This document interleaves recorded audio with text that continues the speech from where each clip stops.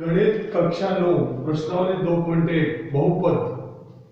तो बहुपद किसे कहते हैं? जिसमें x या y की राशि उपस्थित हो, वो सभी बहुपद कहलाते हैं। तो जैसे कुछ बहुपद के उदाहरण मैंने दिए हैं, उनको ध्यान से देखिए। x की घात 4 + 7x³ + 2x² + 3x + 5। तो ये कौन सा बहुपद है? ये 5 पदीय, 1 2 3 4 5 पदीय। और सबसे बड़ी घात देखो 4, तो 4 घातीय। इसी प्रकार दूसरा बहुपद है x की घात 100 + 2, तो ये हो गया 1 2 द्विपदीय।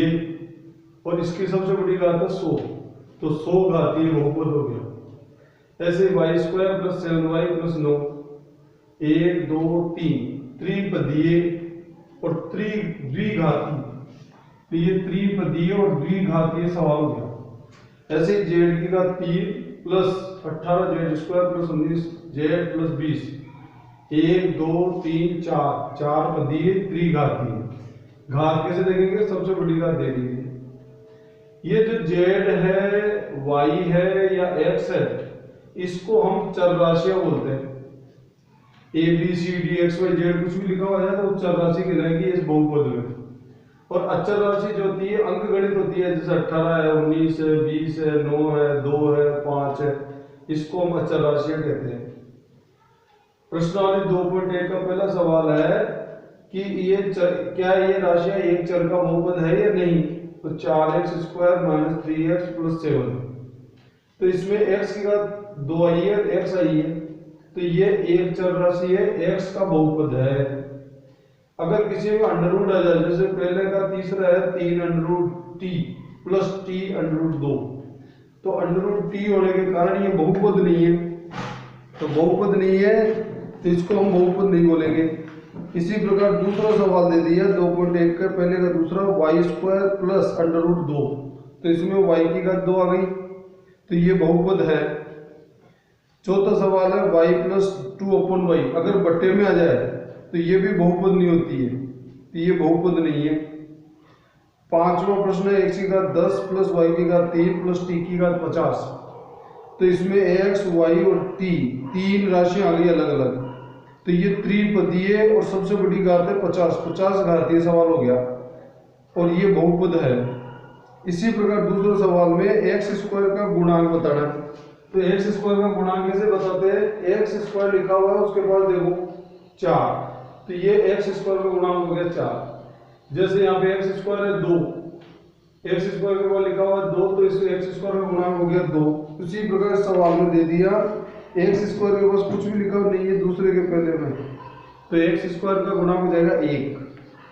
दूसरे सवाल में x² का गुणांक हो जाएगा -1। तीसरे में x² का गुणांक हो जाएगा π/2 और चौथे में x² है ही नहीं, तो x² का गुणांक हो जाएगा 0। तीसरा सवाल उसने कहा है 35 घात के एक द्विपद का और 100 घात के एक पदी का एक एक उदाहरण दीजिए।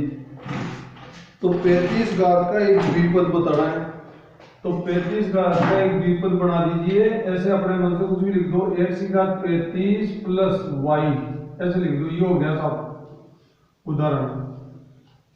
बड़ी घात 35 रख दो, यहाँ पे कुछ भी रख दो, 10 भी रख सकते हो, 8 भी रख सकते हो, ये लो एक द्विपद हो गया, 35 घात हो गया। अगला सवाल हो गया 100 घात के एक पदी का एक उदाहरण दीजिए। 100 घात का एक पद लेना है, एक ही पद होना चाहिए, तो आप अपने मन से ले लीजिए, जैसे y की घात 100, ये उत्तर लिख लीजिए, बस ये हो गया 100 घातीय और एक पद। एक 100 घात का उदाहरण ये रहा, लेकिन इसमें द्विपद है। ऐसे ही अगला सवाल पूछा है निम्नलिखित बहुपदों में से प्रत्येक बहुपद की घात लिखिए। तो जो सबसे बड़ी घात होती है वो बता दीजिए।